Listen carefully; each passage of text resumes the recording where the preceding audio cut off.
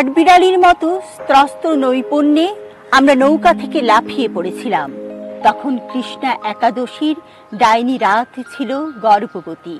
তার কিছুক্ষণ পর ষাঁড়ের বাঁকানো শিং নিয়ে চাঁদ তার হাইড আউট থেকে বেরিয়ে এসেছিল।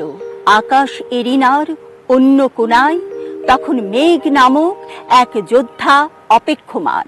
ওই রাতে চাঁদ আমাদের সুহৃদ ছিল না। আমরা অন্ধকারকে চিনেছিলাম, আর চরের নরম মাটির সব মুথা ঘাসে আমাদের মস্তক ছিল সমর্পিত।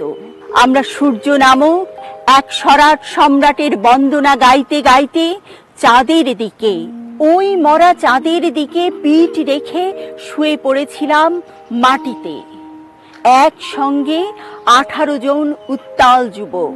আমাদের হালকা অস্ত্রগুলো আর শরীরের সকল শিরা তখন উন্মুখ একটি প্রহরের অপেক্ষায়, যেন এই মাত্র শুরু হবে শিরা ও শাস্ত্রের যুগলবন্দী।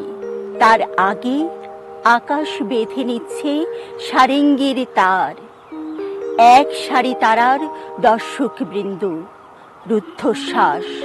তবলায় প্রস্তুত হয়ে আছে আষাঢ়ের ডুবুডুবু নদী, যেন কোনো অদৃশ্য গুণীর মস্তক হেলান মাত্র একসাথে আকাশে উড়ে যাবে সুরের সহস্র গমক। আমাদের অস্ত্রগুলো তাক করা, আমাদের হৃদয়গুলো স্থির অচঞ্চল মৎস্যধ্যানী সারসের মতো। আমাদের শিরায় শিরায় শত্রু হননের মৃদঙ্গ স্তব্ধতার পাথর হয়ে আছে, যেন এই মাত্র আকাশ আর মাটিতে উঠবে এক মহৎ সঙ্গীত, যার জন্য উন্মুখ হয়ে সারা রাত দীর্ঘ ক্রন্দনের মতো রাত জেগে বসে আছে সমস্ত প্রকৃতি, নদী, গাছ, মাটির কুটির আর কৃষকের পাজরা ও কপাল।